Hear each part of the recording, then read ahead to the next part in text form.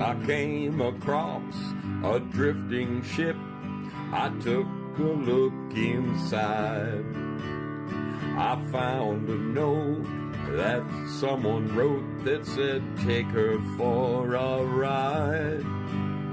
I set a course for sights unseen, went out to open sea. To my surprise, a bunch of sailors joined along with me. Now we're sailing on the mystery ship, and all the sailors here are really hip.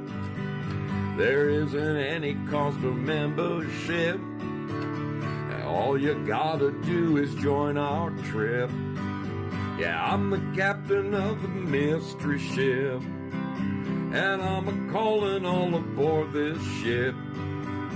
I'm really hoping that you'll enjoy it up on the mystery ship. So bring a friend and come along with us aboard the mystery ship.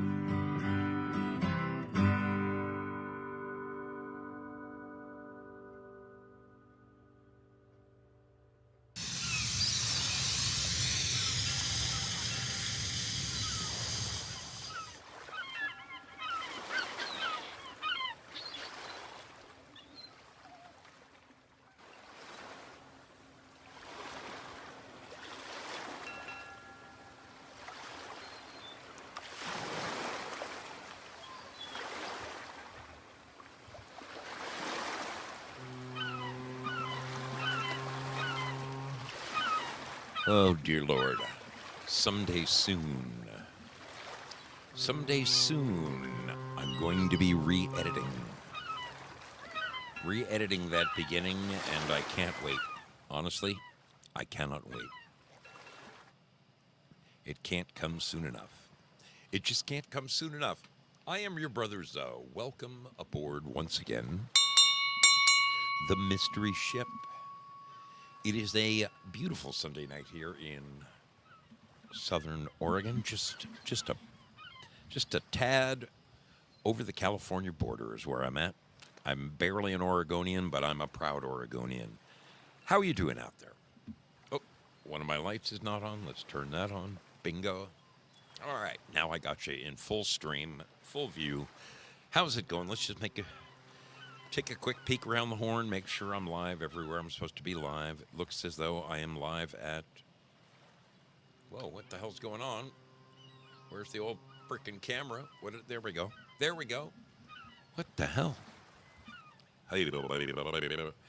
It's been one of those days, people. Been one of those days. We are live at Pilled Foxhole. I'm seeing people pouring in. Wonderful. Wonderful to see you. Zoom.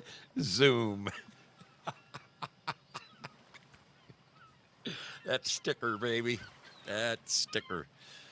Holy smokes. We are live at Pilled Foxhole. Let's get a look at Rumble. Oh, we are live at Rumble. That is beautiful. We got people coming in over there. How about at YouTube? Yes, we've got tubers. King Cracker, Mike Hunt. Has anyone seen Mike Hunt out in the parking lot? Good to see you. Is his cousin Mo Lester out there somewhere? Yes, indeed. Good to see you. We are definitely live at D-Live. The sailors are rolling in, dressed in yellow. Dressed in yellow. Good to see you all over there. This is wonderful. I am actually on time for once. I think I started at 6:01, which is nothing short of a miracle for the mystery ship. Let's see if we can get to the bottom of this. Let's see if we can get to the bottom of this one. Last but not least. So we checked. Oh, no. I did check them all. YouTube, Rumble, Pilled Foxhole, D-Live. Excellent. Man.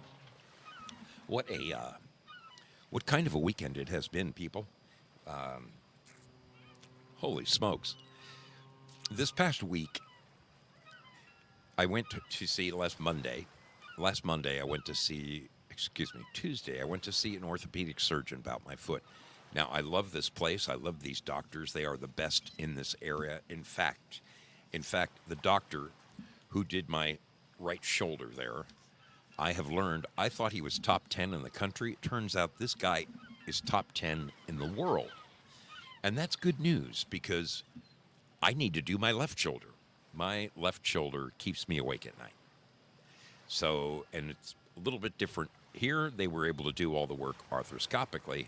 On this side, when they repair this shoulder, I need the whole ball and socket.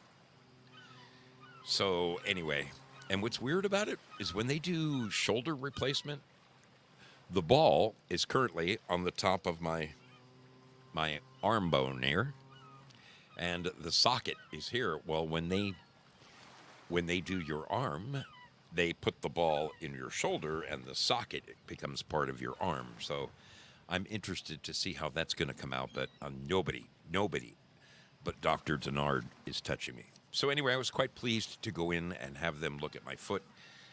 It has not really changed. There are two little pieces of bone floating around that are likely never going to heal. They're never going to reattach themselves where they used to be. They're just going to be floaters. And the drag is that right now I'm in a significant amount of pain. Now, this is my own damn fault. This past week, I was told straight up by the doctors, straight up, do not walk on this foot. For 4 weeks, we don't want you walking on this foot. Now, I did pretty good the first week. I barely walked on it at all. I just did the boot scoot boogie. This past week, Monday and Tuesday, it was like 50%, but Wednesday, Thursday, Friday, I was on that foot all day long. And I'm paying for it right now. I really am paying for it. It is killing me. It kept me awake Wednesday night. It kept me awake Thursday night. It kept me awake last night and got up in the middle of the night. And the bottom line is, I've had a little extra time on my hands. I think it was Thursday night. Yeah, Thursday night. It hurt so bad. I got up at 2 o'clock in the morning, came out here to the studio in the garage, and the next thing I knew, it was time to go to work. I was up. And then, of course, Friday night I did our show with the Texan, and man, I turned into, having been awake since 2 o'clock in the morning, I turned into a pumpkin about 9:30. It was all I could do to keep my eyes open. It was brutal. But we made it. We had a great time. It was wonderful to see the Texan back. A miracle, folks. A miracle. Please continue to pray for our dear brother, the Texan, as he heals up. They went in there to give him 2 more of those stents, those little repair modules that go in your bloodstream and your arteries. And while they were in there, they said, nope, he's getting 4 of them. So it was amazing when he called me up and said, dude, I feel great. Let's do the show. So we did. And it was wonderful. Yesterday, I did my classic rock show. And I did something I haven't done in a long time. I tripped the light fantastic. And, I just don't do that very much anymore. It's just not a part of my life. It's not that I have anything, I most certainly don't have anything against it. Of course not. But, when I was a young man, pot and I were inseparable. Inseparable. But Saturday morning I woke up and I don't know what it was. Some people were talking in the chats and I decided, what the hell? I don't have an agenda. I'm just gonna join in with them because everybody else was talking about, smoking a little reef. So I joined them and holy smokes. I was a vegetable. Seriously. Yeah. Like steamed broccoli. Just worthless. Absolutely worthless. be a long time before I go down that road again. Nothing against it. It's just that my job and my life are nothing but responsibility. Everywhere I turn, I have responsibility, and boy, you can sure let your responsibility go when you're flying in the clouds. I'll remember that. I'll remember that. So I'm going to be sending out some care packages to a few sailors who have requested some. And yeah, take that temptation right away. Right away. I am so very happy to have you aboard tonight. We are going to be looking at. Tonight is going to be a very special mystery ship. As you know, I personally am fascinated by anomalies. Things that don't make sense. Now, this stems from my childhood, okay? Back when I was a little kid, things like, I was intrigued by the same, Bigfoot, UFOs, Loch Ness Monster, all the things that were, folklore, and I was fascinated by them. I was also a horror movie junkie as a young child. I mean, from a young age, like 8, 9 years old, my brother and I used to watch horror movies. So there's that little piece of the puzzle. It's crazy. I've always been fascinated by things that just don't make sense to me. And in looking at the hurricane that came in last week, Helene, and watching it because I have friends right in that local area. I mean, I called several people. Are you okay? Are you doing good? Are you all right? I heard from all of them, and they all said, hey, other than being a little damp, we're okay. And I was like, whew, thank you, Lord, we got through another one. And, although I think it got up to a 4 just before it made landfall, Category 4. Maybe it was a 5. I thought I saw 4. But once those things hit the land, they very quickly go back down to just a tropical storm. And I'm not saying that there's nothing less dangerous about it. The outer ring, I have since learned. I learned a lot this week. I really, really learned a lot this week. I didn't know about something called a storm surge. A storm surge is an amazing feat of Mother Nature.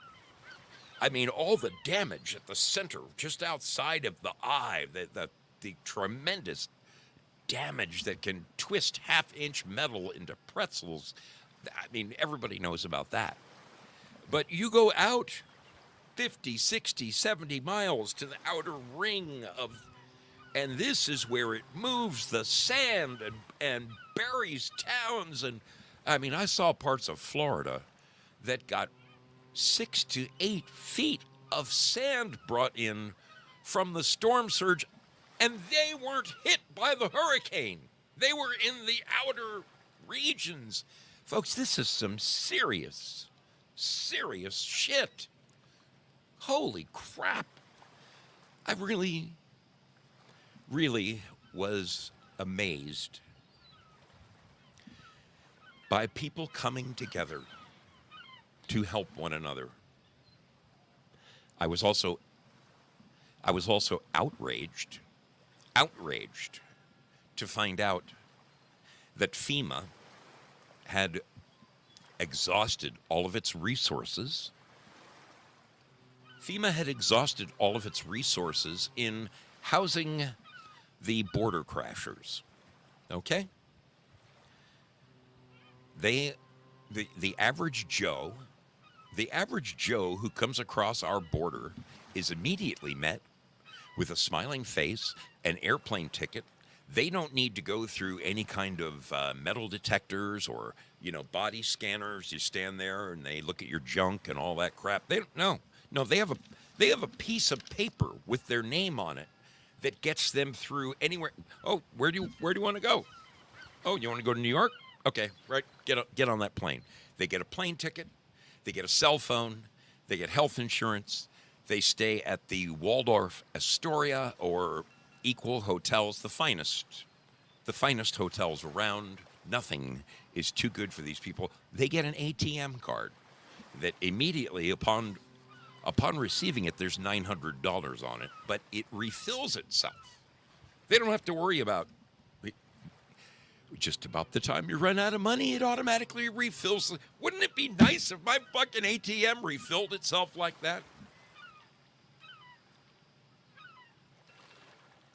On average, from what I dug up, on average, your typical border crasher gets somewhere around $9,000 in perks and benefits when they arrive in this country.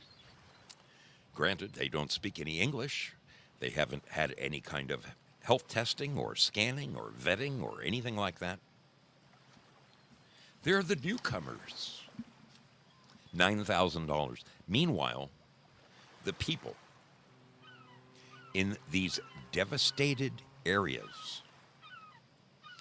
Kamala Harris went this week, had a special shirt printed up so she looked the part, and it was really funny. If you watch the videotape, she was standing alongside the van with a guy waiting for her cue, and I guess they rolled the videotape a little bit early because it shows her standing there next to this guy, and all of a sudden she looks up and she nods, and then the two of them start walking like they've been surveying the day. It's the biggest scripted pile of horse shit I've ever freaking seen.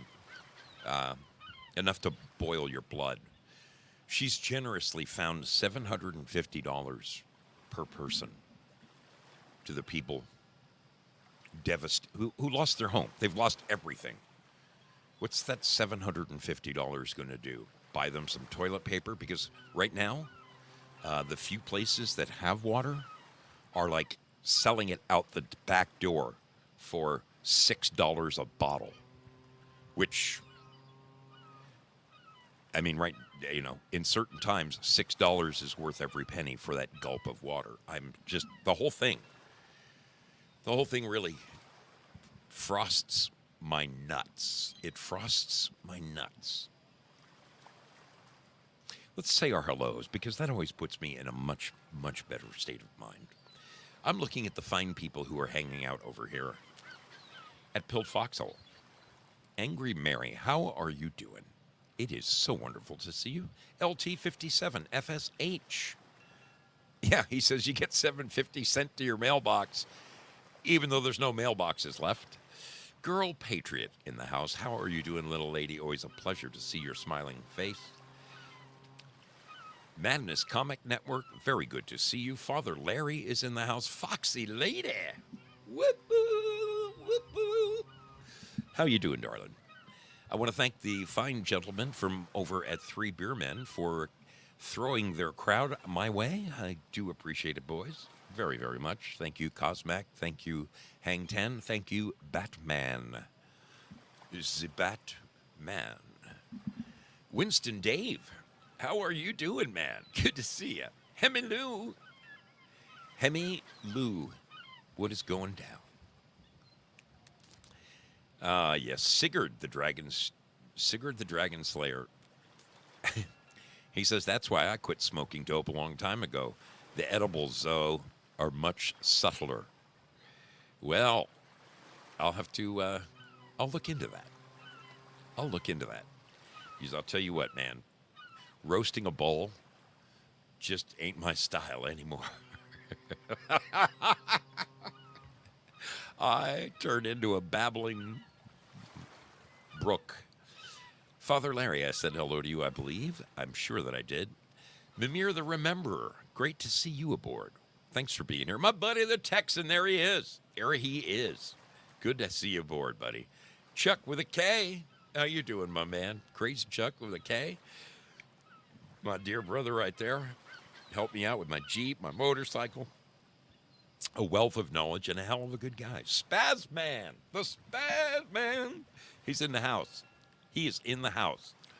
Good to see you. Willie Fix-It is here. Holy Hannah. Does it get any better than this, people? Mikey Baseball. How's it going? We were just, both of us were talking in the Three Beermen chat about Pete Rose, who passed away this week.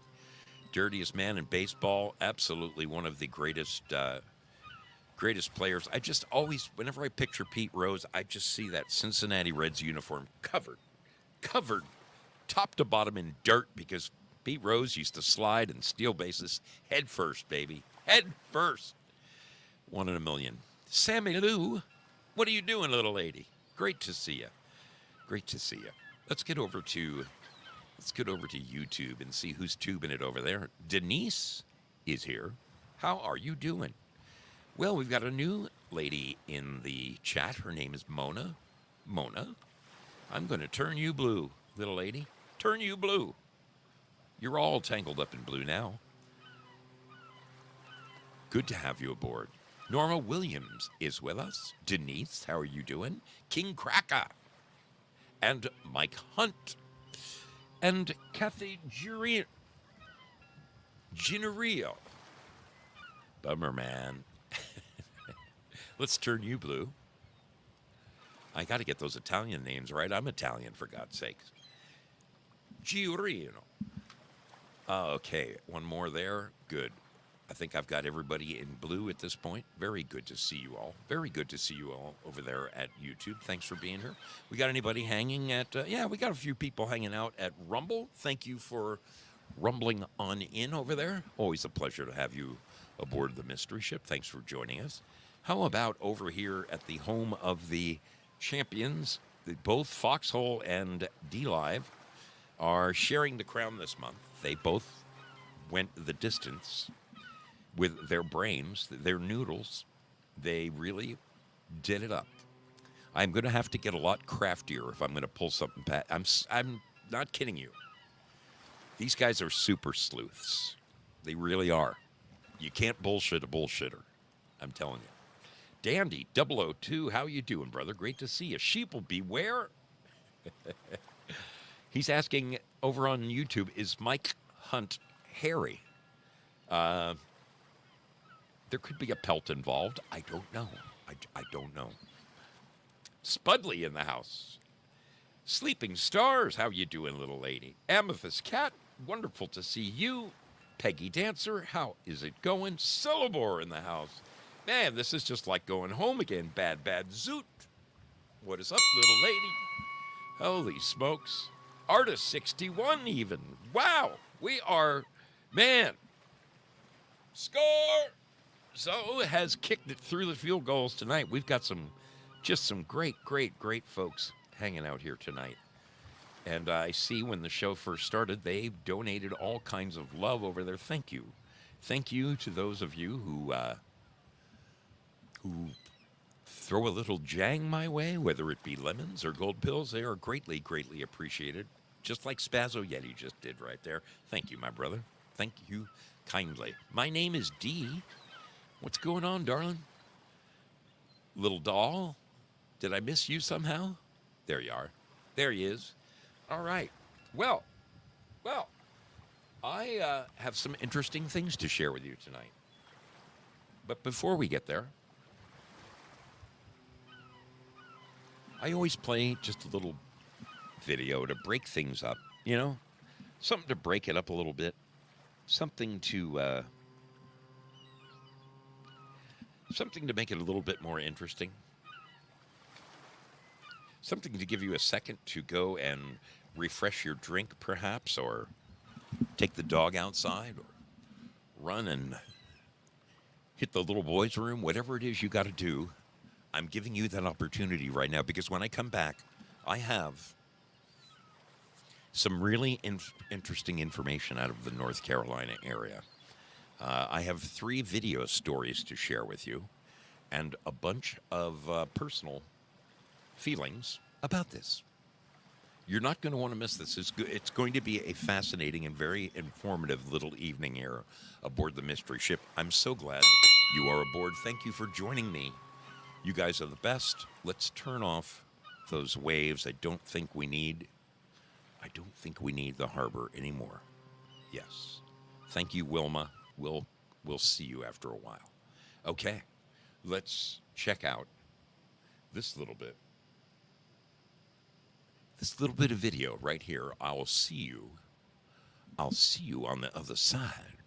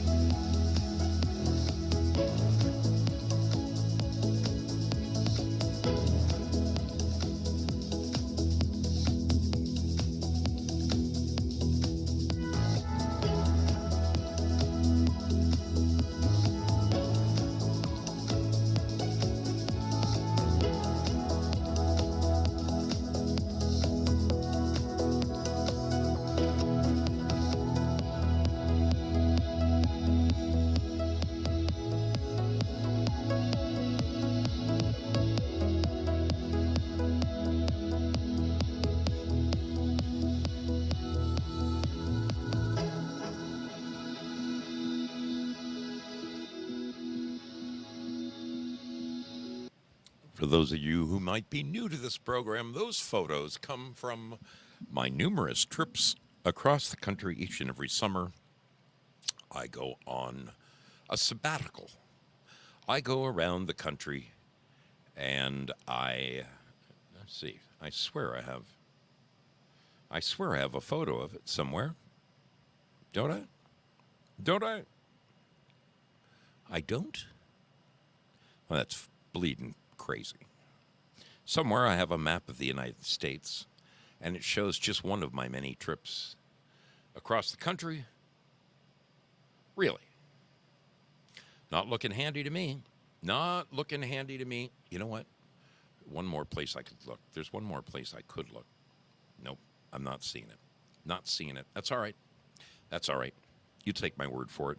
take my word for it. Each and every summer, I jump on one of my 2 Harley Davidsons, and I go around and I meet all the wonderful people who watch this program. And it has been my pleasure to spend some time with each and every one of them. Each year, it gets a little bigger, a little broader, a little more intense, and sometimes I bump into people that I've seen 2 times, 3 times. Sometimes I'm meeting people for the very first time because it's the first time in that neighborhood. Now, the North Carolina area is very special to me. Let me see if I can throw this on a map for a second. Let's throw this on a screen for just a second.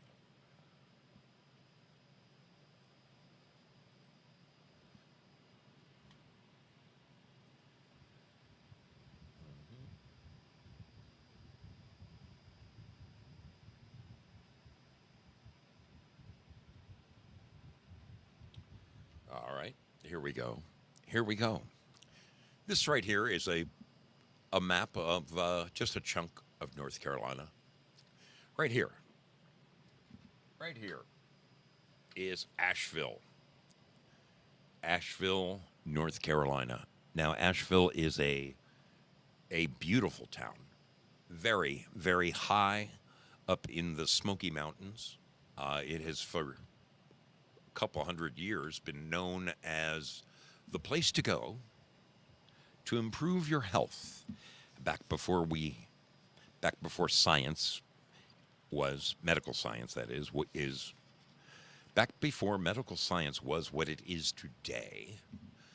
When you had breathing problems, respiratory issues, the doctors would, like the doctors in New York, would say, you know what, you need to go live in the high altitude. I suggest Asheville, North Carolina, which is how the Vanderbilt family found themselves there. The Biltmore Estate, the very first house in America with electric power, is built there, and it is.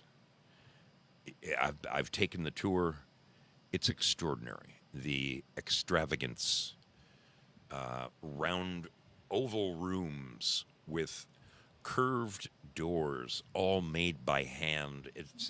It took 10 years to build that house. 10 years. They had a mill right on the site.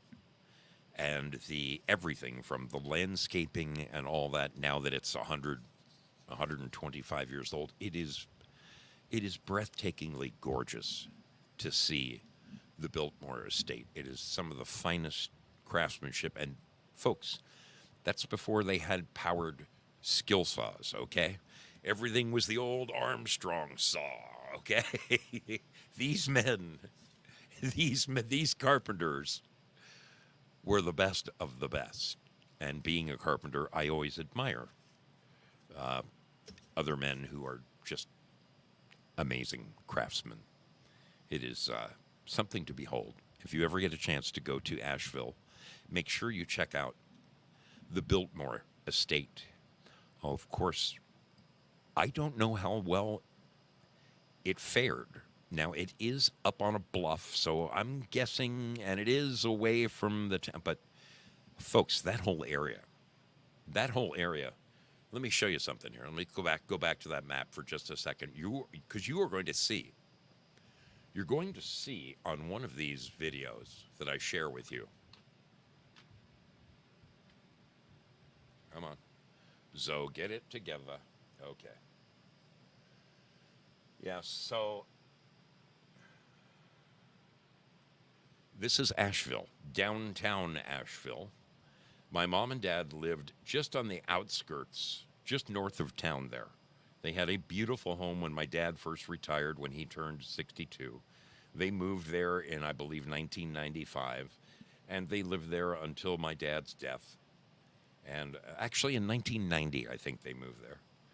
And they lived there until my dad's death in 1996. And my mom continued to live there for a number of years. She now moved to South Carolina. She's down in Hilton Head. But Asheville is a very, very beautiful place. You see this down here, the Biltmore Village? That is the outskirts. That's where the house is. And it's amazing. But Biltmore Forest is right down here. I mean, this is, folks, this is some Absolutely. Absolutely. Gorgeous. Gorgeous land, gorgeous properties. I mean, the trees there are hundreds of years old. So, so beautiful to drive through there. I don't know if you remember this or not, but I think it was 3 or 4 years ago. I made a pass through there. I had come up from Tennessee, and I found my way winding up, and I landed on the I-40, and I was on my way to New Jersey. I went I went 1,000 over 1,000 miles in one day to make it all the way up to Rook Castle's house. I went through 9 states in one day, 1,000 miles, and part of my ride went through Asheville, and that they had just repaved I-40, and it has these giant, sweeping, banked turns. It was one of the most exhilarating. I was on Peggy that time, and I had brand new tires on it, and I was doing 90 and 100 on these big banking. It felt like I was at Talladega. It was that much. I got my rocks off, man. It was the greatest motorcycle ride of that trip. That every single trip has a notable ride, and that was certainly the best part of my ride that year. So I know the area. I do know the area. I visited my dad 6 times before he passed away. I saw in downtown Asheville, I saw the band. Robbie Robertson wasn't in the band, but everybody else was there. Rick Danko, all of them. Levon Helm. It was like 1994, I think. It was fabulous. Fabulous. Tiny, tiny little, intimate little setting. Oh, it's beautiful. Just beautiful. Asheville has always been like an artsy kind of unique environment. A lot of culture, a lot of history. Beautiful place. Beautiful place. Strangely enough, just east of Asheville. Let me throw another map on. Let me throw another map on the screen. Hang on just a second.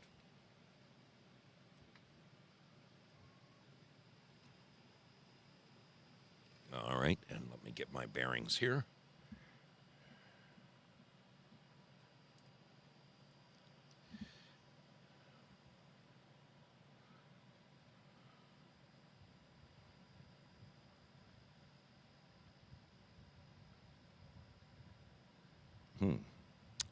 Well, I thought I would, here I thought I was just so on top of it.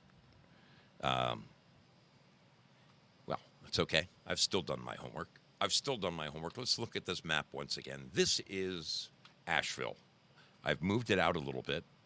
This is the Asheville area. Okay, you can see the Biltmore right there. You see these little notes here where it says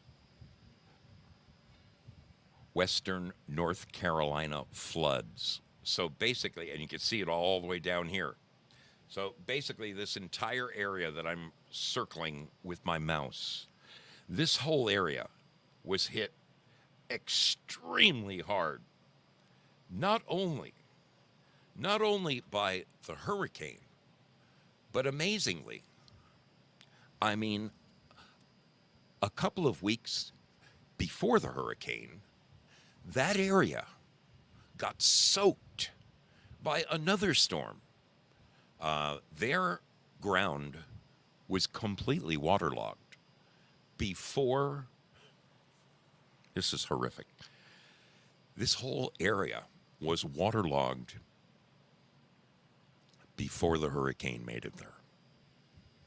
So when they found out that the hurricane didn't peter out down there in Florida and Georgia, and that it picked up again and brought all of that rain with it up into this area, it was not good. It really, really took, I mean, the people took warning. They took warning. Now, there's a little place called Spruce Pine. Spruce Pine, North Carolina. Just a tiny little town. But let me show you where it is. This is Asheville. And if you go up this way and just kind of wander right around this area, okay? Right around in here is a teeny little tiny town called Spruce Pine. But sorry. it's ever so much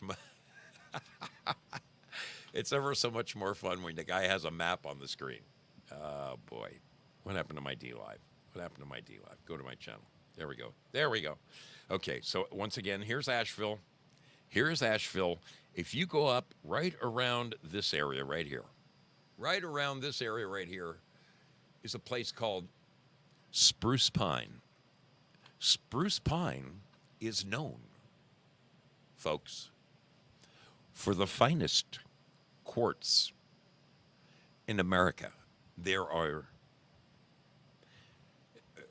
So quartz is what they use in the creation of lithium batteries, and things like semiconductors. In fact, there's a very good chance that the cell phone you are watching this show on could have some parts that came out of that area.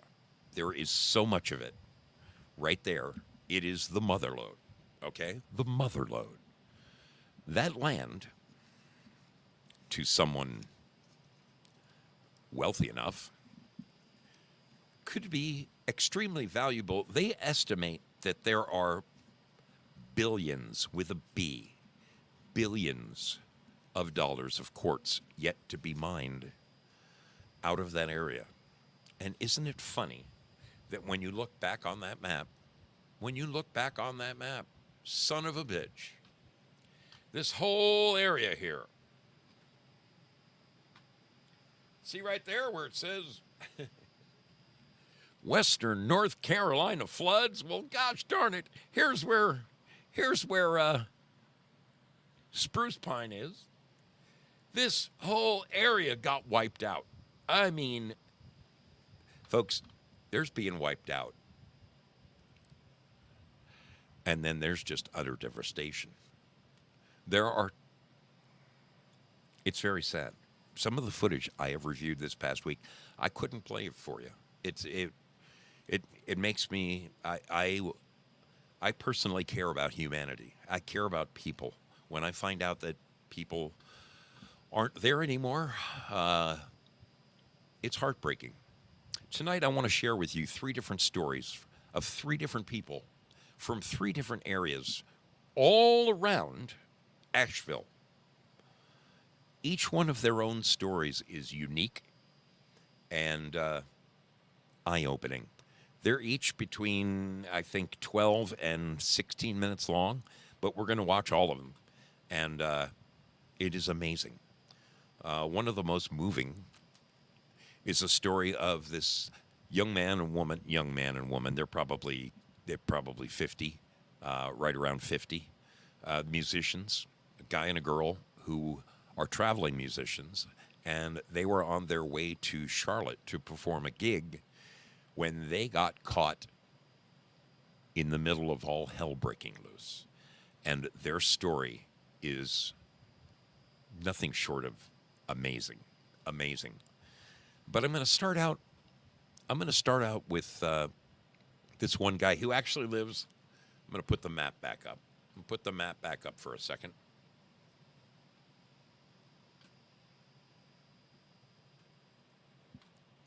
All right, once again, this is Asheville, right here. This guy is from this area, right over here. In fact, he's down in this rural little place right here, okay?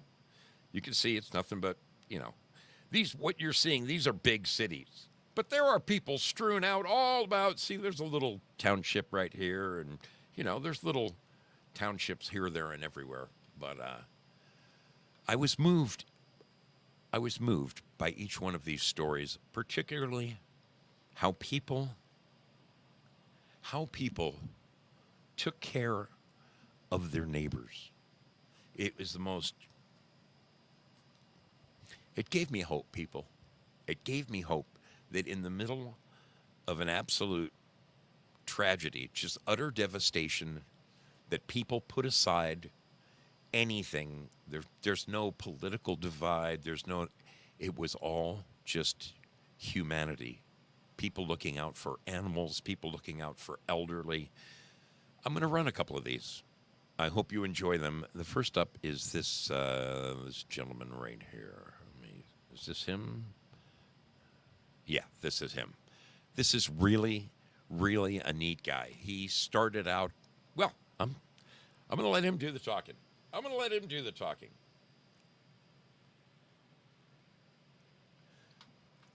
This is a very interesting little story. The first of 3 little vignettes brought to you by your brother Zoe. This is an inside look at people who made it through, miraculously somehow, made it through the storm.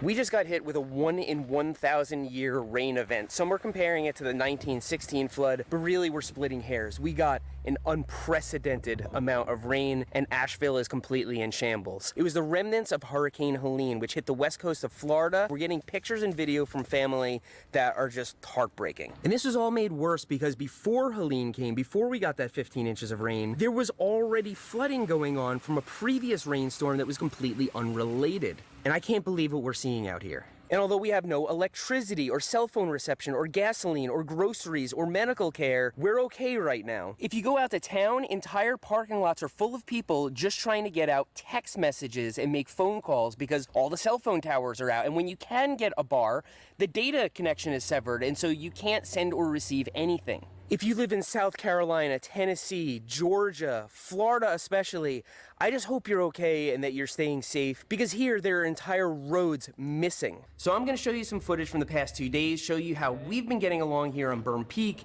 and then we're going to see if the roads are passable through Brevard, North Carolina, so I can check on the Burn Peak Ranger Station. We had to refund guests. I hope a tree didn't go through my roof, and most of all, I hope my neighbors there are okay. I haven't heard from any of them because they don't have cell phone reception. All right, I got to interject for 1 second. I just want to go back to this. Where is it? Right here. Right there. Biltmore Village. Okay? This was the small town right outside the Biltmore estate. And these were all little mom and pop shops. There were cute little streets you would walk down with. There'd be an ice cream parlor. There'd be crafts, there'd be local leather workers, and just, it was an artist town. There's nothing left. There's nothing left of the Biltmore Village. I walked those streets with my mother and my children. It is devastating. It is absolutely freaking devastating. Let's let this man tell his story. Sorry, I didn't mean to interrupt. Through my roof, and most of all, I hope my neighbors there are okay. I haven't heard from any of them because they don't have cell phone reception. I'm doing some final preparations. It's been raining since last night, about 4 inches, everything's soggy, and we're expecting up to 15 inches here on Burn Peak. Got this extension cord all ready with the E-truck in there. And this drain over here, somebody got a little bit overzealous with a string trimmer. I ran it over here to try and spread it out. Not ideal, but better than just dumping down next to the foundation like it was. We're here in the attic. These are the skylights over here. Shattered. The outer pane, filling with water. So what do? Well, had I known earlier, we could have tarped it, but my flight got in last night, and roof is at a 45-degree pitch, soaking wet. I am not going up there, so we're gonna raw dog it and hope for the best.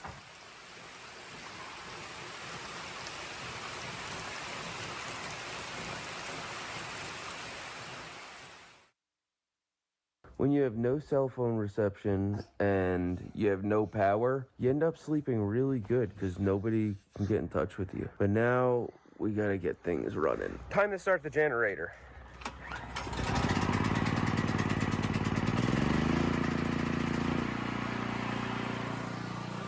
Now we only run the generator for an hour a day, but this goes 24/7.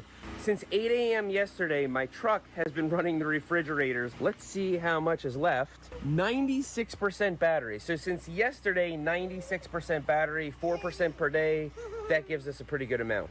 Now, because there's nowhere to get gasoline, we just run the generator for an hour in the morning and an hour at night to give us a little bit of normality and also to add pressure to the water tank so that we can fill up water bottles and wash dishes and things like that. If you have city water, then your water just works all the time, and if it stops working, you're in big trouble. Here we have a well, and so they actually drill a well and they drop a submersible pump down to the bottom, and it doesn't just turn on when you need water, it actually fills this tank over here. It's 50 gallons, doesn't quite provide 50 gallons. Now, when the pressure gets really low, then I need to turn on the generator. It runs a pump, there's the well pump controller, and then we can see the pressure go up, and then it stops at about 65, and then we have water for a good amount of the day. Now, if we have to take a shower or something like that, that's not quite enough. Then we probably have to run the generator to provide continuous pressure. But if we just run the generator for a minute, it will fill that pressure tank and we'll have water all day for washing dishes, filling bottles, whatever. All right, my neighbor says he's gonna venture out to try and find some gas. From everybody I hear, that's not gonna be a thing. Which one are you going to, Marathon? In Mills River. Marathon, Mills River? I'm gonna try Etowah. I'm just gonna grab the chainsaw and see if I can do it.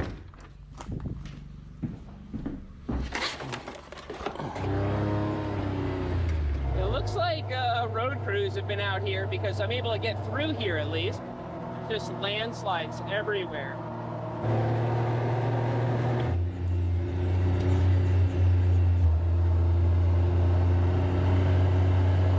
There is no way we're getting through here.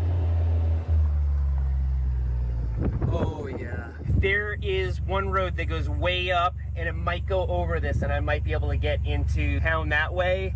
I'm just seeing treetops, like the tops of trees poking out here. This is devastating. That fire hydrant over there is not even submerged. I'm gonna check this out and see how we do. Okay. It still hasn't reached the inside of the gator. We gotta keep it going. And we're gonna make it. We're gonna make it. But the motor is up a little bit higher, and I know the intake is up a little higher, so we're good.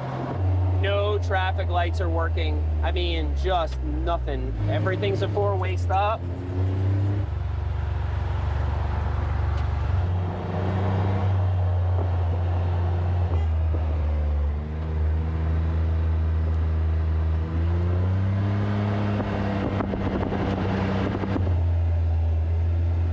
I suspect this wire isn't live, but...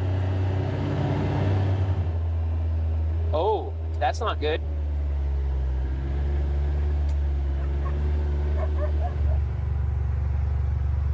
That's not the longest gas station line I've ever seen. I guess because it's so hard to get here. So $25 limit per person, that's probably a good thing so everybody can get a little and somebody with a big bunch of cans like me can't just take it all.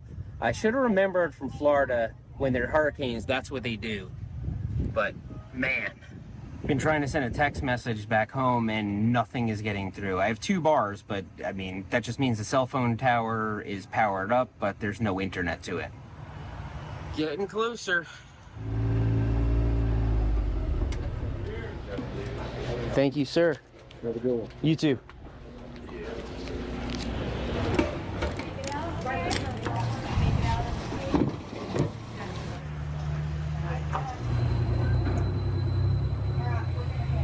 That's it. That's all we can get.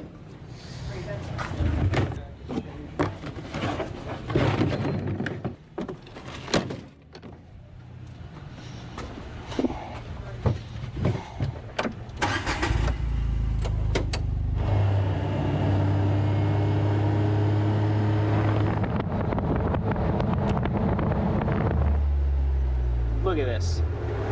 As you can see by the trees, this is not where water normally is. Sometimes it overflows, but this is insane.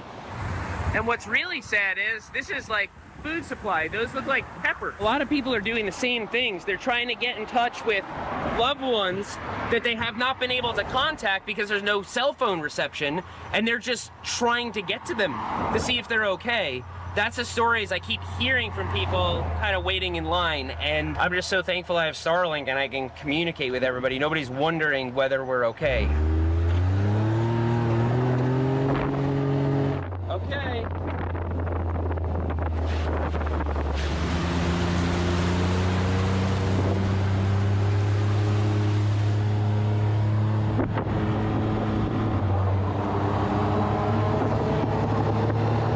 Here, it's pretty aggressively graded. There are landslides, but these are really small landslides. They're not houses above them or beneath them. But you can see when you just make the grade too steep and it's not vegetated enough water, that's it.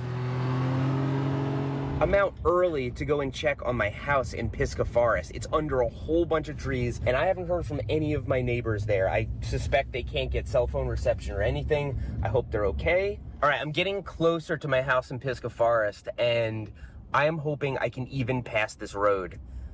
It looks like a lake out there. There was water over there, but over here it looks dry. I think we can get through. Please, please, please. This neighborhood is so wooded. It looks like the roof is definitely covered in some debris. I mean, that's not even a lot of debris from here. That looks okay. My deck over here is covered in debris, but that was a close one. Smells pretty good in here, if slightly humid. All right. About what you would expect. I think we freaking dodged a bullet here. That is an extraordinary relief. I don't even deserve this. All right, now to check on some of the neighbors. These are really good people. Like, they call me anytime there's a problem. They don't mind that there's an Airbnb here. Like, they're super, super cool. And so I want to just check to make sure they're okay.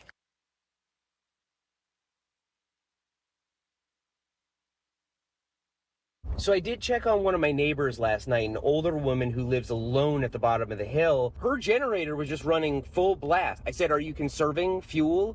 And she said, "I don't know how to turn the generator off." I'm gonna go and check on her today and see how she's doing and see whether she was able to get in touch with the gas company. I'm just gonna go home and lay low and conserve fuel for at least 2 or 3 days. Otherwise, you drive around and you burn half a gallon of gas trying to find fuel. And we have some fuel. And so we can just make it last rather than doing this foolish searching.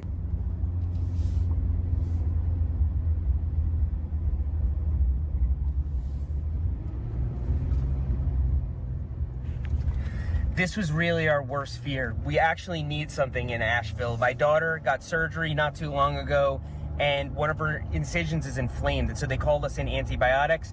There are no pharmacies, so we have to go to Mission Hospital, which has been hit really, really hard, and that's all the information I have. I have to find the hospital pharmacy. They called us in antibiotics. So my father-in-law and I are driving out there, and we have to use gasoline. If everything goes right, you just hunker down in your house for a few days, right? But if not, then you gotta make stuff work. It looks like gas stations are starting to open up. This one, I mean, Just diesel. just diesel. So some of those cars are in for a rude awakening. They got lights over here. I guess because it's the airport, they were able to get power going over here. For the past 3 days, Route 26 has been closed, and we don't know how passable it is. It could be that some exits you can get off of and some exits you can't. The information varies, so we don't know if this is going to get us to Mission Hospital, and all gas is precious. No, this is our exit, and it's closed. That's because of that water. Remember, I took a look at it. Oh, man. Oh, it's totally flooded. Continue All for the 2 cameras. miles. Oh, my. I hope nobody was in this campers. It's like the entire River Arts District is gone. It's just crazy. Turn right. Go in here and then we're gonna get to the main entrance and then I know where the pharmacy is. Oh, man. Hey, I just need to go to the pharmacy. Thank you. Appreciate you. They won't give me the prescription. They won't give me the prescription because it was called in electronically and they can't get them all. And so I need to deliver a script to them or admit my daughter to the hospital. so I need to stop shooting this and deal with this. Shout out to doctors and nurses. When your difficult job gets even more difficult, our doctor friend said that people are coming here with buckets of creek water to flush toilets because they can't flush them. I think my daughter's gonna be all right. We have ointment and we have doctor friends, and by tomorrow we'll have everything worked out. But I wish we had known that we need to walk in with a prescription. I mean, the doctor called it in, and presumably the doctor thought we were able to go in there and get it. But they were just turning away anybody who had their prescriptions called in electronically. We thought we could at least go to the grocery store for some dog food, but there's just people scalping stuff, like $6 waters out front. And to be fair, it's better than no water.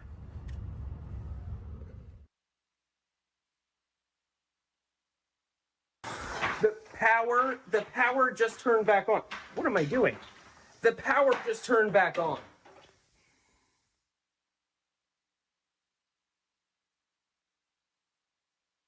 So we got power. We all slept well with no humidity in the house. I took a hot shower. But honestly, for the last few days, I've been living in relative luxury. I've been able to use my electric toothbrush, right?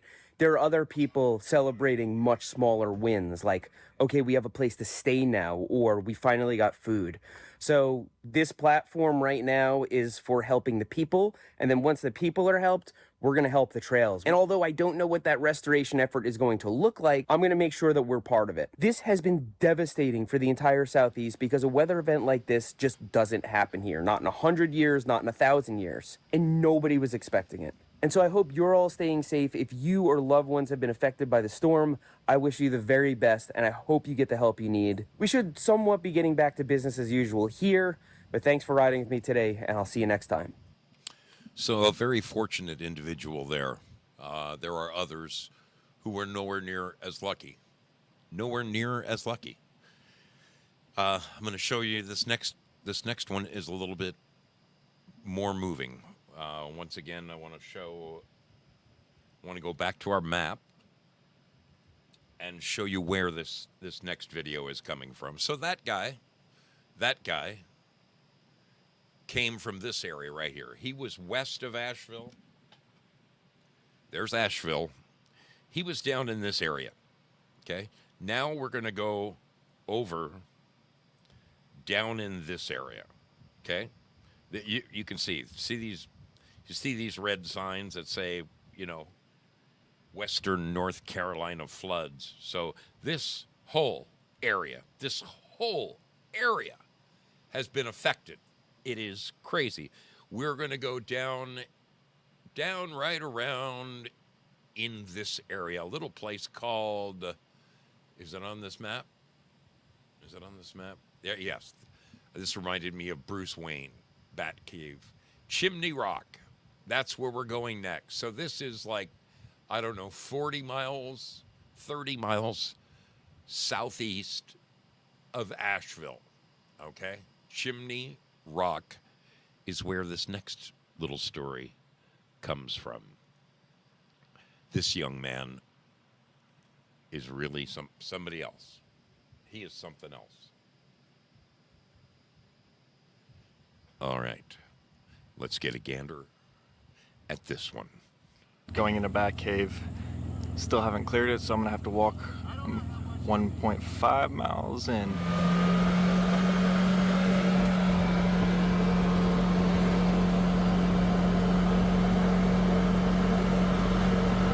Y'all saw my last video, so you know how bad it is.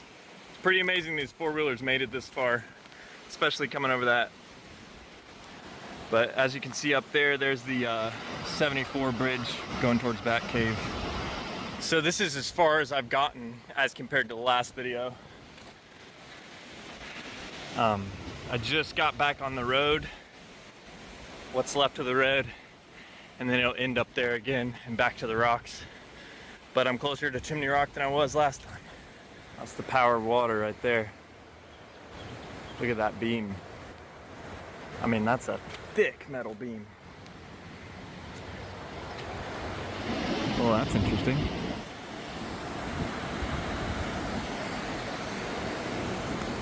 Once again, this is where the road should be.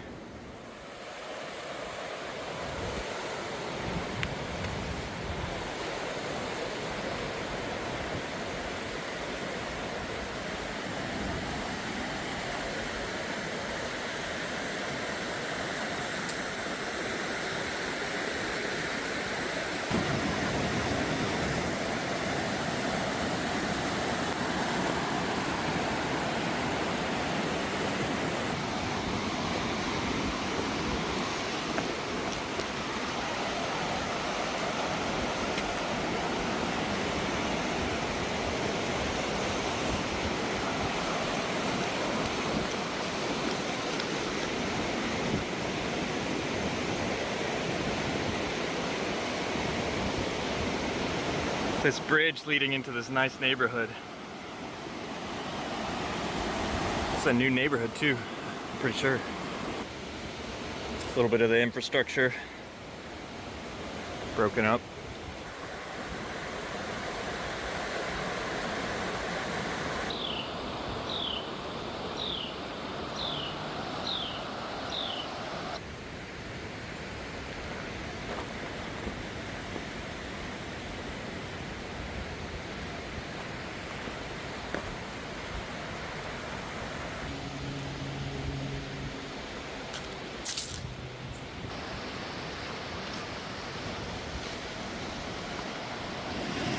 They got the flag going at half-mast on Chimney Rock.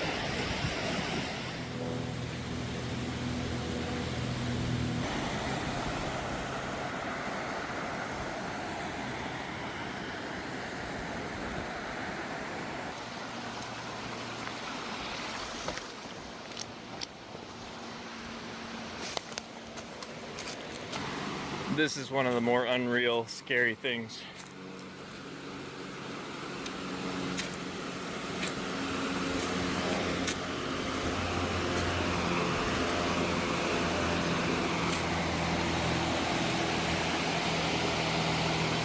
Imagine this being your home.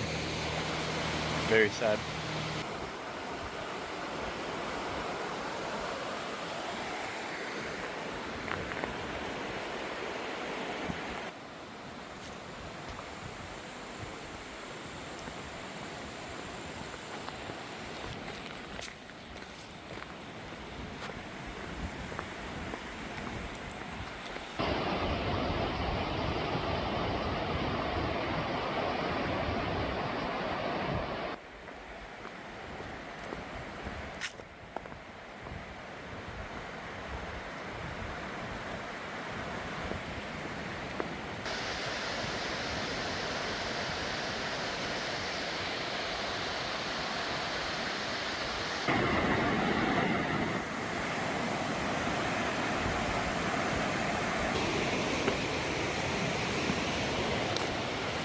Only way around is through the woods. Beautiful waterfall you see in Last of the Mohicans and Chimney Rock. Gosh, this area is beautiful. In order to get to Chimney Rock, you literally have to hike through the woods now to get around the Raging River, a place that was previously so accessible by car. Look at this. That's crazy. That's huge. Just dropped out of the woods right there.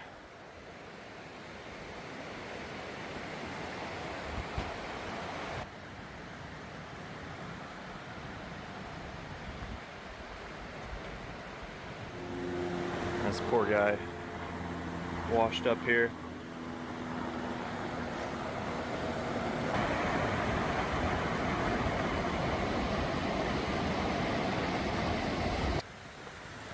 I'm assuming people just came back and put these flags up because there's no way they would have lasted through the hurricane.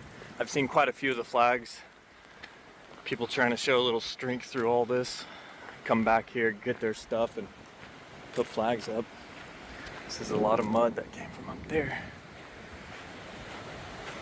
This is Chimney Rock. Straight ahead.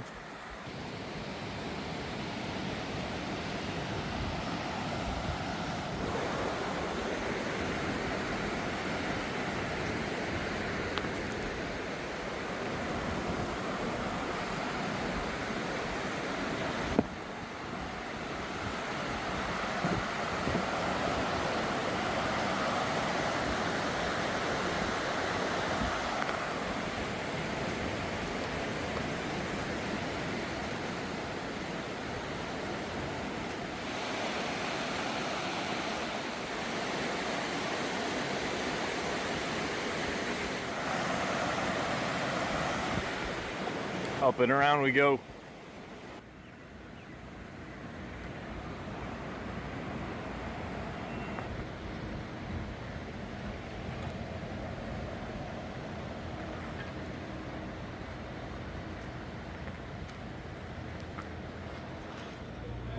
I'm in the middle of Chimney Rock. I just talked to the police. Because they're working on the roads, they don't want me down here, obviously. But I'll just give you guys an idea of how it looks. There's this big conspiracy going around that this is becoming eminent domain. Bodies are getting pushed around, and the government's taking control of this area. I just was clarified with local authorities that's not happening.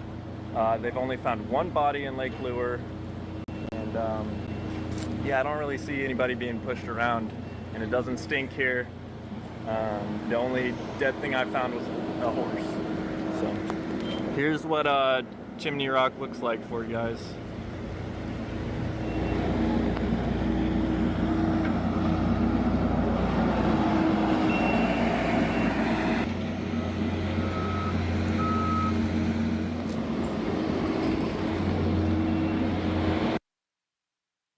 All right, I'm going to have to kill that there because I'm running kind of short on time, and I really want to play this next video. So this young man goes on to say, you remember the police car that we saw? He talked to the cops, and that was a female officer who got caught in a landslide as she was driving down the road, the road that's no longer there anymore. A giant landslide came and just wiped her car out, pushed it against the rail. It almost went down into the water. She miraculously got out, got to higher ground, and hiked her way out of the woods. God bless her. Devastation.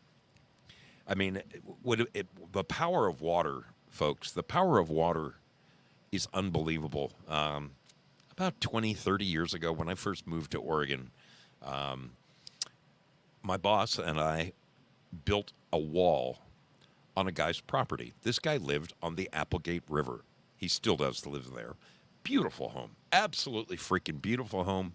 The Applegate River is, 10, 15 feet deep in the middle. It's probably, 100, 150 yards across at this guy's house, and just a gorgeous, beautiful swimming hole and just everything that you live, having riverfront property in Oregon is very desirable. Very, very desirable. Due to the nature of this guy's property, he lived on kind of a bluff, so he wanted to take advantage of his riverfront property. Although he didn't have actual access to the river, we built a wall, a concrete wall. We poured a foundation. I'm not kidding you, folks. We poured a foundation 3 feet deep. 3 feet deep. That's as high as my waist, okay? 8 feet wide. 8 feet wide, 3 feet deep. And then we ran 3 rows of number 8 rebar. That's 3/4 inch rebar. And we poured a wall, a concrete wall, 2 feet thick. 2 feet thick. And it varied. It went from about 4 feet up to about 12, 15 feet at its peak, all the way along this river, bordering his property. And we did make a couple of little concrete stairways so he could actually get down and dip his toes in the water. A few years later, 5 or 6 years later, we got an incredible snowfall at Christmas, an unbelievable snowfall. We got 30 inches. That is unheard of. Typically in my area, we'll get 2, 3 little dustings of 3 to 4 inches. It's all pretty and serene and quiet and so nice. You can see the little deer prints going through. Well, what happened after this 30 inches of snow is the sun came out. The sun came out for 4 days running and melted all of that snow, and all of those rivers overflowed. As I sit here, it is that concrete wall that we built. There wasn't anything left. It was washed away. I'm talking a concrete wall 2 feet thick, 4 to 15 feet tall, and over 100 feet long, gone. Absolutely as if it was never there. I was amazed the next time I went to the guy's property. I couldn't believe my eyes. I couldn't believe my eyes. Don't underestimate the power of water. And holy crap. I mean, you saw that iron beam that the kid pointed out in that video. This last little story, I think, is the most moving. This one really is the most moving to me. This is a couple. They are musicians, and they were on their way driving through North Carolina, heading to Charlotte, and they had a gig. They were going to do some recording, and this is their amazing story. It is testimony to the resiliency of people at times. Their story is it is quite amazing, quite amazing. They go through the area. I'm not gonna take anything away from this one. I want them to tell you their story in their own words. I've watched so many hours of video in the last few weeks, but these three stories I shared with you are the ones that really, really, really stuck with me. I hope this moves you in the same way it moves me. Let's let them tell you their story, because it starts right at the beginning, and they take us all the way through it. Pretty amazing stuff. No way. His car's completely under. Oh my gosh. Oh my, you've got, look at all this damage here. It's like a storage facility. We were literally just there at that sheet. That is nuts.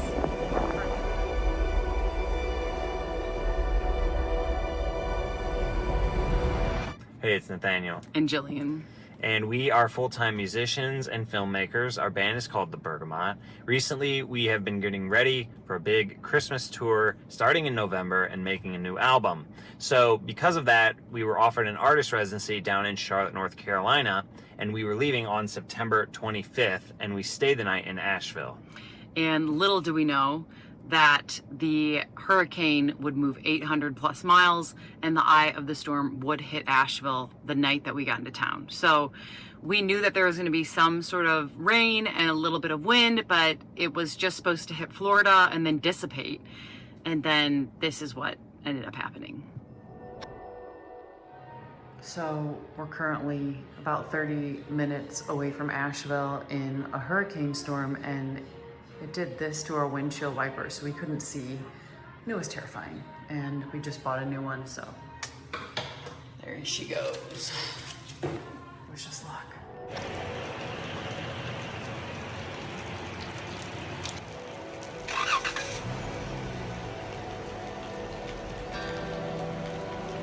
I have been to Haywood, North Carolina. I've been there. Weather. Oh man. We're about 33 minutes from Asheville. How you doing? Good.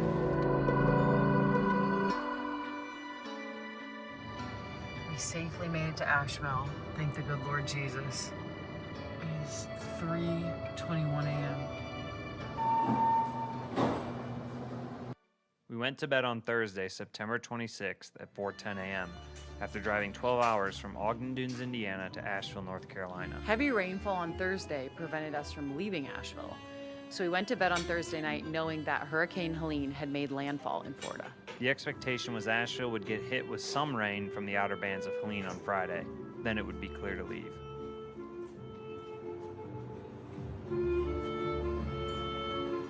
So we just woke up here in Asheville, North Carolina, and woke up to this. It's the hurricane wall, which came up through the night, lost power in the hotel room.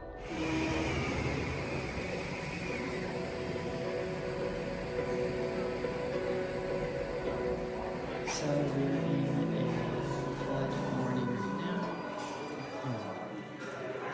You can kind of see that it's really cooling up here.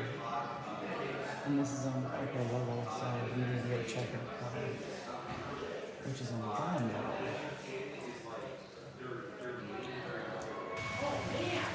What? Right now, we're just checking out the situation, and wow, that's completely blocked. So we can only get our car out now, luckily, from that one angle, from that one entrance.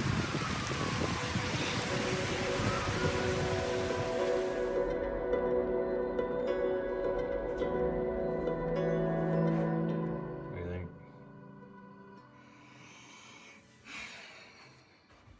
Not good. It's the emergency lighting. So we're currently in a state of emergency. The roads are flooding. The Broad River's flooding. We got trapped in Nashville because of the hurricane, and now it is noon, and we're going to attempt to drive 2.5 hours plus to Charlotte. I-40 is completely closed. We just got an alert, so we're going to take a different route. And Asheville got hit by the eye of the hurricane, which the winds were incredible, 80 to 100 miles an hour, and there's just debris everywhere. So it's been an interesting 48 hours. We had our windshield wiper buckle. I've never had that happen before. One and just then broke one off. broke off and one buckled and kept working. Thank goodness it's the driver's side. What a crazy start to It's this literally noon trip. and it feels like it's 4:30, just to give you an idea of how incredibly exhausting this whole thing's been. All right, off we go.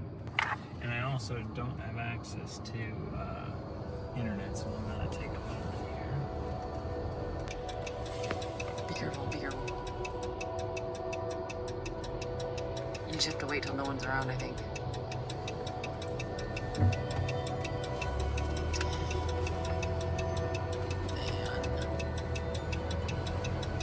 Alright, we're getting on the main road here. We're leaving Asheville. Oh my gosh. Just completely aborted. Goodness.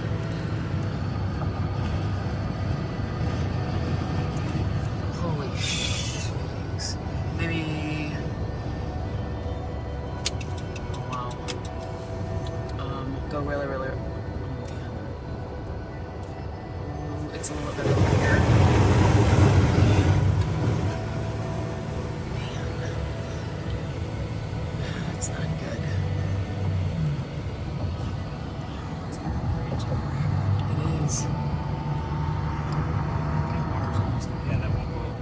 Yeah, that whole lane is gone. That whole lane is completely Yeah, you gone. can't even- It's to us. It's to eye level.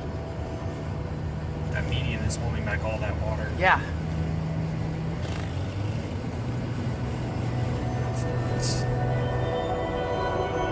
Tons of roads are closed and stuck, and there's just everything's kind of. He said 1-5. I need your help though, because I think there may be oncoming traffic. Like in that direction. Okay. Good to go. Good to go. Good to go. Right. No. Right now you are. Go. Go. So then, yeah, just get off where he's gonna go, I guess. Come on. Boy. Pull on over there. Let's just pull over here. Oh my gosh. What? That DQ is well underwater. That's the most underwater building I've seen yet. That's flooding in from there. It's coming in from underneath the system. So like, holy crap. Yeah, there's trucks that are lost.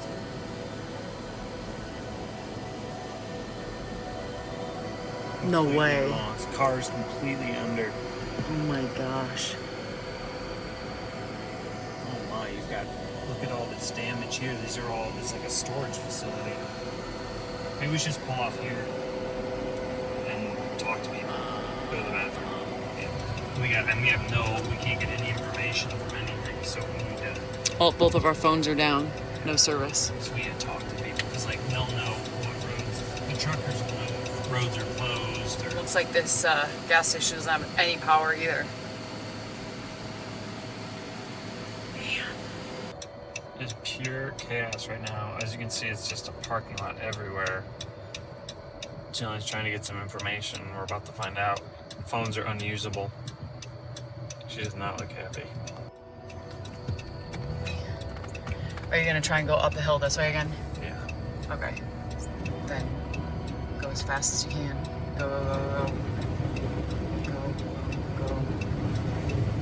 Go, go, go, go, go, go, go, go, go. Oh my god. Holy shit. Go, go, go, babe. Go. Worst case scenario is our car shuts down. Go, go, go, go, go. Yeah, we need to get to higher ground and then just figure it out. But we need to get the hell out of this area. As fast as possible. Right here for now? No, just keep going. Yeah, this is good. This is good, Jilly. This is high enough, and if we need to, we have access to the highway. This might be our parking spot. That's... Alright, park right in between these guys then. This place is completely closed. This place is completely You see a Burger closed. King. Everybody's just piling up on top of each other. We're all watching the waters rise, and it's terrifying. So, And we got a lot of shit in this car. No, A lot I of know. rocks, but That's- you can't go anywhere. You can't get back to Asheville. You can't get south here. You can't go that way. You can't go that way. You're basically trapped. So he's like, just get to high ground. we are currently at the highest point that we can get to right now. We're making a new friend. Yeah, exactly. And now, I mean, that's way more underwater than it was 20-30 minutes. It's amazing when there's an emergency. It doesn't matter if you're a Republican or a Democrat or if you're an independent. People all around us right now, they're all going to other cars being like, are you okay? Do you need anything? Hey, I've got carrots. I've got water. I have beer in the car if you need a beer, you know. We just have talked to a bunch of the cars all around us. There's a mother with a child, a single mother with a child. I said, hey, are you okay? She asked me if we're okay. I said, are you from around here? And it doesn't matter. We're all looking out for each other. We're seeing if people need something. Hello. So I think I'm gonna try getting home because my map seems like it's updating, And now it's saying, and there is like a back path that it looks like it's open. This is a unprecedented flood. 100-year flood. We're probably gonna have to spend the night here. Look at this. We just came from there, and there's no way, had we waited a few more minutes, we would not have been able to come back up the hill to safety for now. We're gonna need to assess the situation to see if we need to continue climbing and going higher. I have never seen anything like this in my entire life. This is coming and creeping up this hill right here. We're right here, and there's nowhere to go.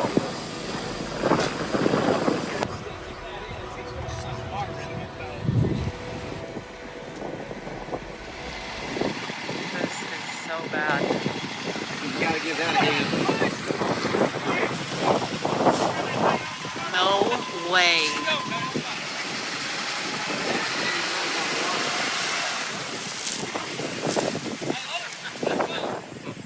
We were literally just there at that sheet. That is nuts.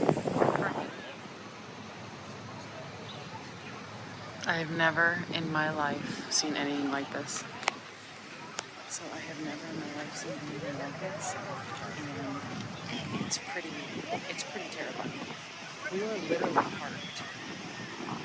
We were parked right over there, right before all of this water filled in.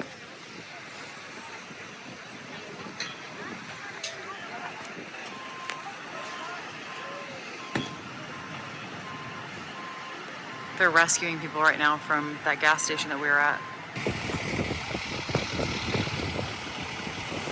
So this is pretty wild. There's a little kid right there. And man.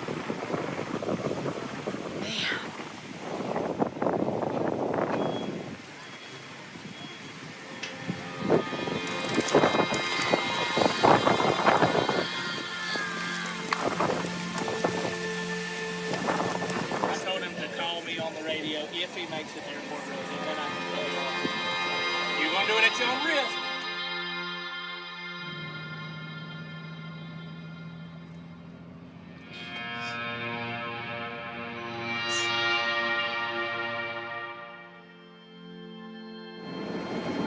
head back to Asheville.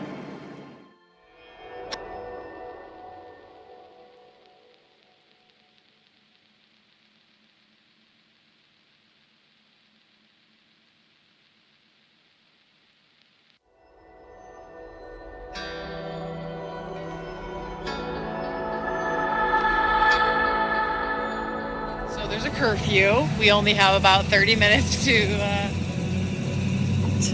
try and get some internet here.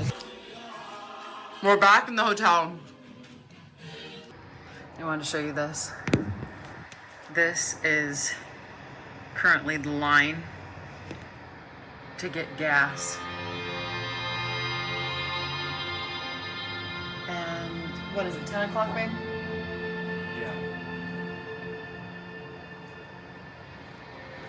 There's no way currently that we know of to get out of Asheville. This gas station? It's been completely packed since 9 o'clock last night. Yeah.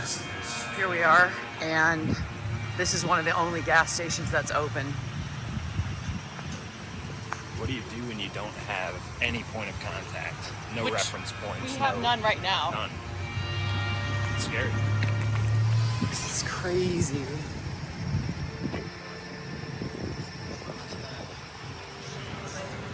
This is so sweet of them to do this. So right now we're here in Asheville, and this shop, Old Europe, is gifting everybody water for free, food for free. It's incredible. They have fed hundreds, if not 1,000 plus people today. It just, it hits me. There's no National Guard, there's no water. Because there's no cell service, there's no TV, there's no radio, so the only thing you can do is get on Wi-Fi, and there's only a couple places in Asheville that have it, so you have to walk to it. We are currently walking to the Moxie here in downtown Asheville to get Wi-Fi. But no water, so the going to the bathroom situation is getting very dicey. So we've actually have a plan now to go to the bathroom outside. So that's where we're at. We're currently at a Moxie Hotel. It's the first time we've gotten internet to text our family to let everybody know we're safe, and people are freaking out. This is the first time we've had Wi-Fi in days. Can you hear me? Yeah, do me a favor.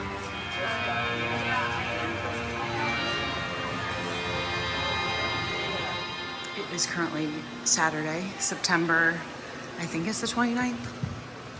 We keep staying here because there's no way to get out safely. Just got out of the grocery store and we were able to get some food for later. Yeah. We got what water we could, whatever was left. It's fine. So we're gonna post up for another 24. See what happens. You can go to Greenville and you go up 85. Yeah, I've got the other map pulled and up. from here to like at least you can go south on 26 like 20 miles. Yeah. Like to the airport. Yes, I heard that. Down that in like near the Biltmore Biltmore, yeah. Yeah, it's completely screwed. We lost water this morning because of contamination. So yeah, the power guys were saying it'd be at least a few days at best. Every single power line on every street for 20 miles is gone. It's not just to drive here, I probably drove over like 300 power lines. What? Yeah. Where'd you drive in from? 3 miles from here. 3 miles that way? Yeah. Yeah. Oh my. You can see behind me right here, all of these trees are down. This is just a street off the main drag where people live in Asheville. It's messed up. Some messed up stuff.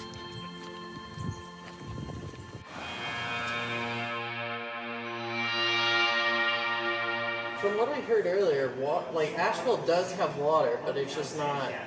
It's not strong. Like the pressure's not there, and it's not clean. The problem is, what areas were flooded? Like the river was contaminated, really, really badly. With fecal stuff or what? Sewage? Well, fecal probably because from what people said. The whole River Arts District, which was a really cool part of Asheville, gone. That's completely gone. The dam was about to break, so they opened the levee to let out the extra. So that's what they did, and I think that did help it out a lot. Oh God. Yeah, it's gonna be a long cleanup. Your friends are leaving at daybreak. I think that's what we should have. Yeah, I agree with that. Well, here we are, Merriman Avenue, somewhere in Nashville.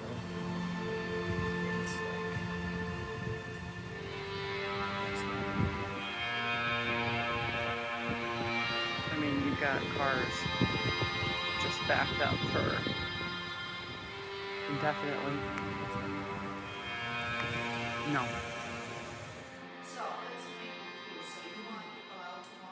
Yeah, we're not gonna be able to extend anyone that.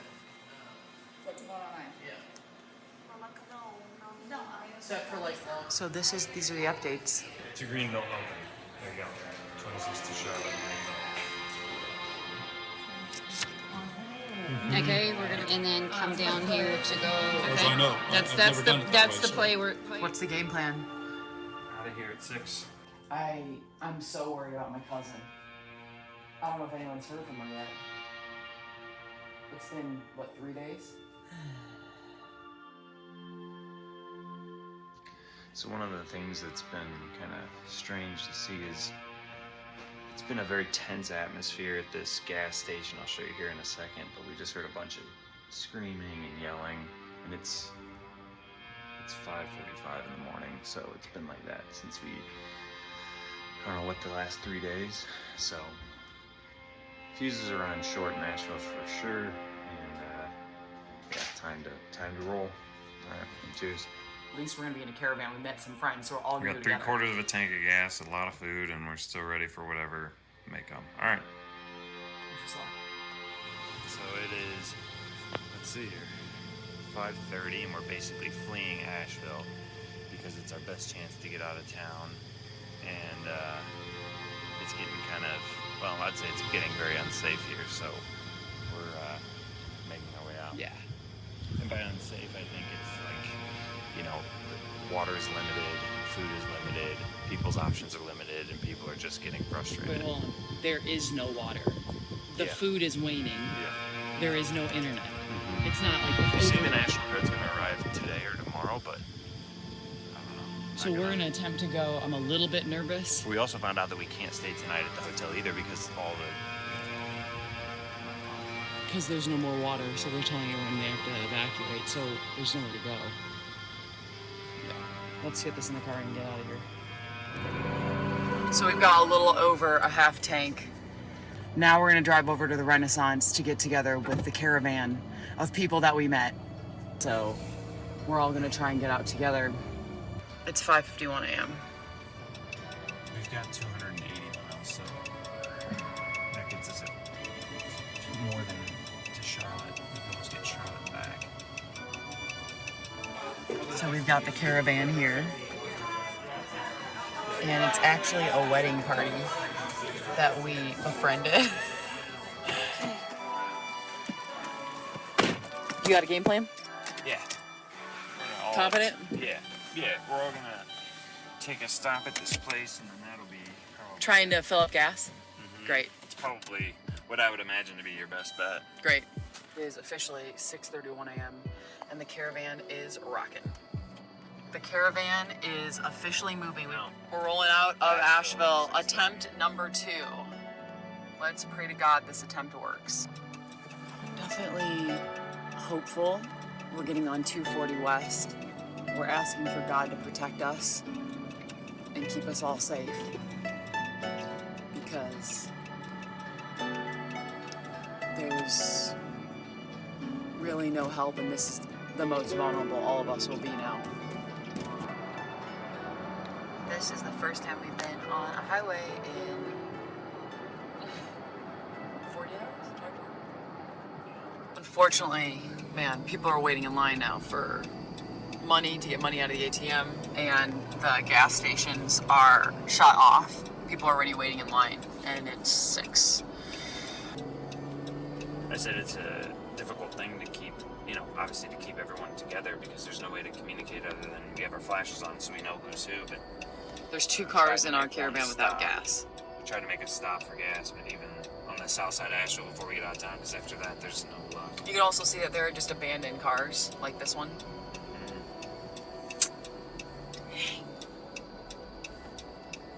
going back on 26? Yeah. East or what? 26 east. So where are they going? They're going 26, but I don't know. Go. You're gonna... So is this the right way? Yeah. Alright, well. I wonder if I should stay with them. So are they even going to be able to get a hold of each other? Don't know. Shoot. So what happened back there is we all got off to try and find gas for the 2 cars that were running on fumes. And it just was a bad situation. The gas stations were closed. People were lining up early, waiting for the gas station to open. And who knows, they could be there for hours. And so we all tried to get back on this Interstate 26, but it all got jarbled. Some people went the wrong way. Some people couldn't turn. It was brutal. I've never seen anything like this in my entire life. Here's the same shot as on Friday. Yep. And the water is still there. It is down, thank God. Isn't this where the water was spilling over from that side just a couple days ago? Oh, so they were able to get that lane open, so all that water, or is that further up, babe? This is all. This all was. That was the low point back there. Yeah. It's just rain.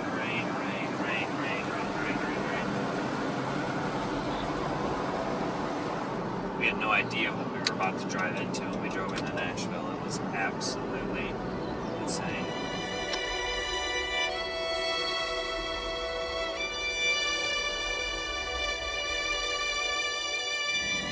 There are very few cars on the road right now. It is 7:39 a.m. We just made it to Spartansburg and we're about to go on to 85 North to Charlotte. Take the exit. It just said flood warning area affected ahead. Please proceed with caution. I don't see anything on the map that's connotating anything, but we will pass a stream, like a river, in about 15 minutes. Flash flood warning affected area ahead. Please proceed with caution. Do you think it was right here, babe? Yeah. Just glad to get out of a bad situation for sure. Oh man. Yeah, we're only 4 minutes away, so. No, that's not it. It's the one up. Arrived. Yeah, you're good. Oh my God, it's Winston. Winston! Hi! Hey, Come on, buddy! Hello! I've been praying. Wait, so the angels are saying these two have to be there. You must have enjoyed it, people. So we just made it out of Asheville, North Carolina. It's currently September 29th, and we were stuck there because of Hurricane Helene. And man, it is a dangerous and very scary situation. Our hearts go out to everybody in Asheville right now. And we just want to say we're safe. We got out from I-26 down to 85 and got here to Charlotte. Things are a lot better. But I wanted to say that sending our hearts and prayers out to all those in Asheville. And yeah, they were the lucky ones. They got out by the skin of their teeth. They got out. Pretty ugly situation back there, people. I have a really good friend of mine. He was one of the best carpenters I ever knew in my whole life. And several years ago, he moved to Asheville. And I didn't realize he was in Asheville. I sent him over to my sister. He worked on my sister's house because he was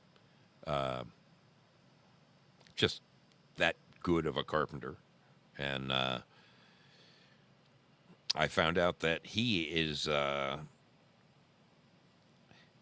his place is underwater. He moved there a few weeks back, or a few years back. He has no access to the bridge in town. His mother lives up the road. They're situated with a generator, and he's hooked up some lights by his car batteries. Everybody is okay, but he said everything is washed out around them. My dear brother, Steve Prone. May God be on your side, my friend. Folks, it's heartbreaking to see this. It really is. And I know there are people that want to help.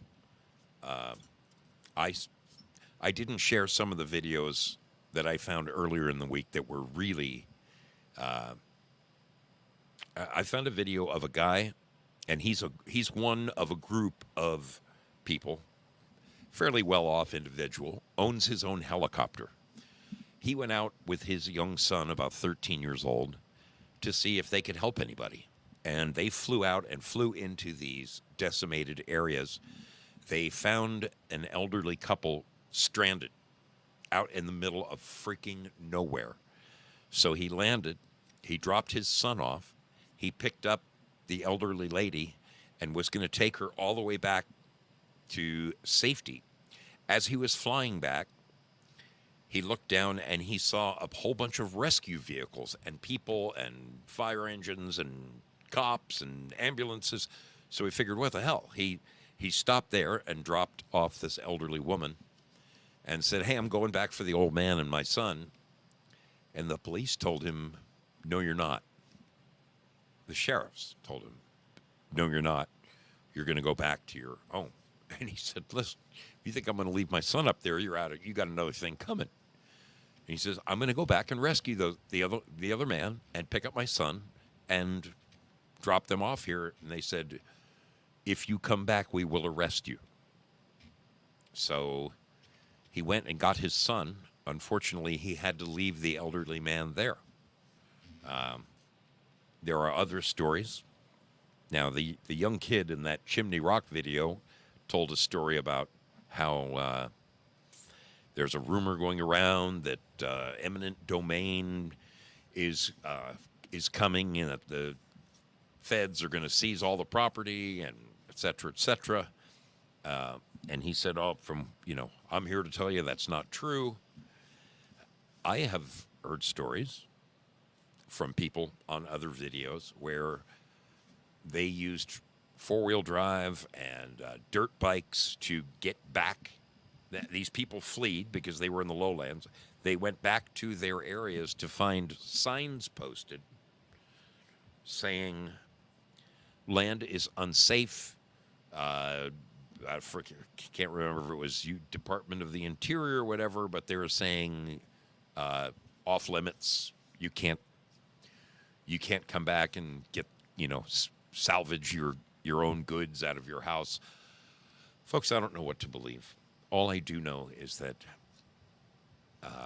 one of the videos I saw that I chose not to play tonight showed a young woman who showed her house, what was left of her house. She had a beautiful house on a creek. The creek is now a river, and it used to just be this quiet little, 25-foot wide little brook. And now there are monstrous stones all over her yard. Where she used to have grass, there are now these giant boulders. She said, none of these stones were ever here before. She goes across the creek there were 3 brand new houses. 3 of them were made of block. One of them was an elderly woman that we knew. All that's left is their chimney. We watched the house float away. And the 3 houses made of block were all gone. When the first one went, it took the second one, which took the third one. And houses made of cinder block, they don't float. They just went straight down. A horrible situation. Horrible, horrible situation. I pray for all the people in that area. I'd like to ask you to pray for all the people in that area. I do want to alert us to this other storm. Now, this is Milton, okay? This is the tracking for Milton. This is the latest storm developing off of Cancun is right here, the place I love to go in Mexico, and go diving, and it's such a beautiful place, such a fabulous place. So here's Milton, and it's going to work its way this way, okay? These are all the different, every one of these lines is a projected path by I mean, there's so many people with their own opinions. Our dear sister Gloria lives right about here, folks. Right about here. I mean, we got friends up and down, all over this area. But like Tracy PCB and Deborah R., they live up here. My cousin lives out here. But right here, this is where Gloria lives. And she is packing her stuff right now, getting ready for round 2.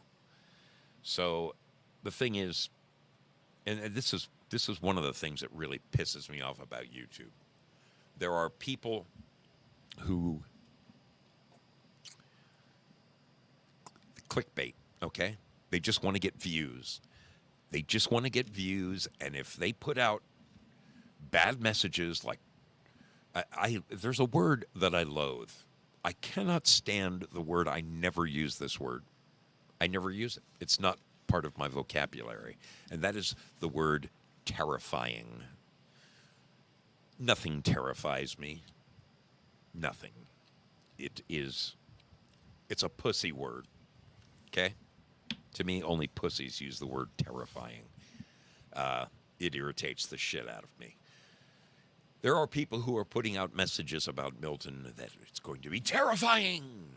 And the thing is, they know that if they put out a video like that, a friend will see it and they'll post it to their Facebook page. And the next thing you know, they're making shitloads of money because they're getting thousands of views because they made a fear porn video.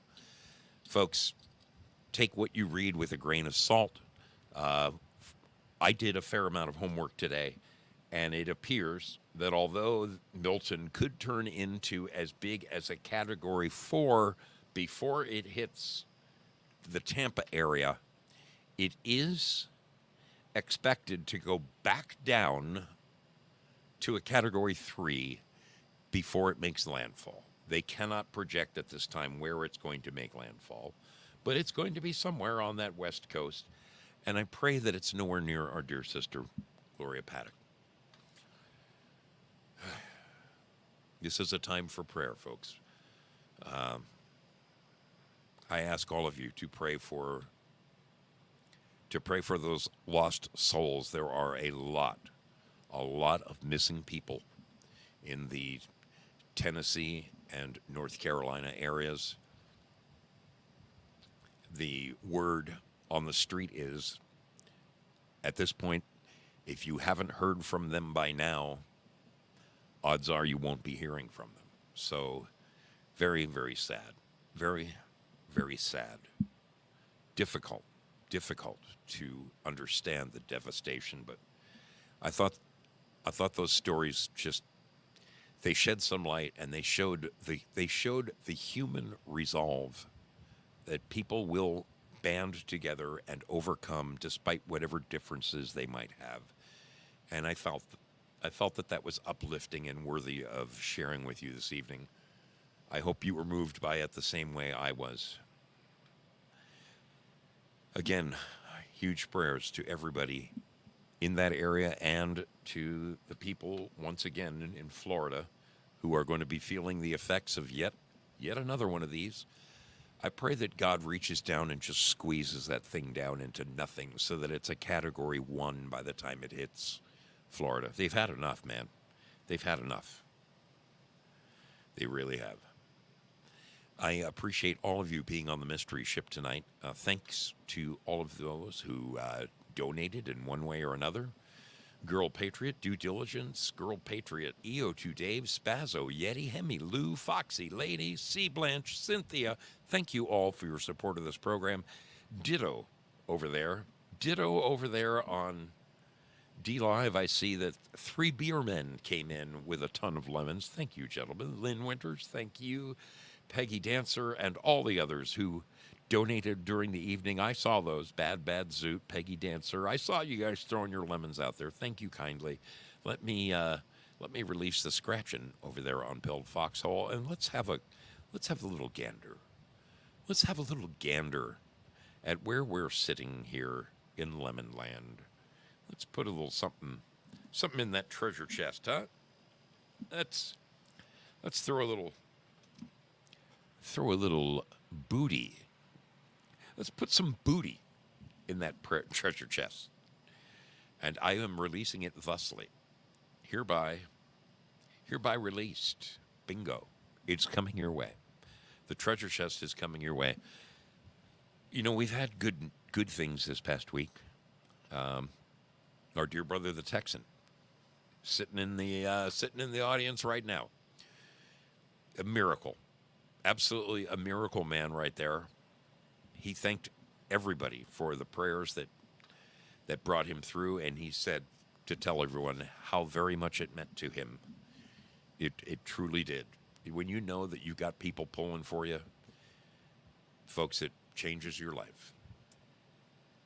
Well, the luckiest followers tonight, Peggy Dancer on top of the heap, TL Spud, Amethyst Cat, Lynn Winters, Sheeple Beware.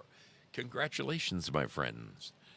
Thanks to all of you for joining me here this evening. It's been my pleasure to welcome you aboard the Mystery Ship once again. I just kind of thought those stories were somewhat uplifting and showed that people can come together under amazing circumstances. People find a way. They find a way to rally together. And that is the human resolve. And I want to go a step further and say that's what makes us uniquely American. We know how to lend a hand. We do know how to lend a hand when the time comes. God bless each and every one of you, my friends. We're going to, let's see what I can do here. Let's take this. Let's kill that. I'm going to kill that. And sneak in right here. There we go. I've got it queued up correctly. There's a very specific song I like to play. And I think we'll do just that. We'll do just that. I hope that all of you have a fantastic week ahead. Have a fantastic week ahead, my friends. Don't forget to pray for those folks back there in that devastated area. It is, it's brutal, but prayer is an amazing thing. I hope that people are found. I hope that loved ones are reunited. It was very sad to see that horse washed up. I mean, that's just a small indication of just how bad that really was. I'm glad that the kid blanked it out, though. I am. All right, I'm out of here, my friends. Have a great week. I love you lots. See you next time aboard the Mystery Ship. Take care, everybody. We will see you down the line.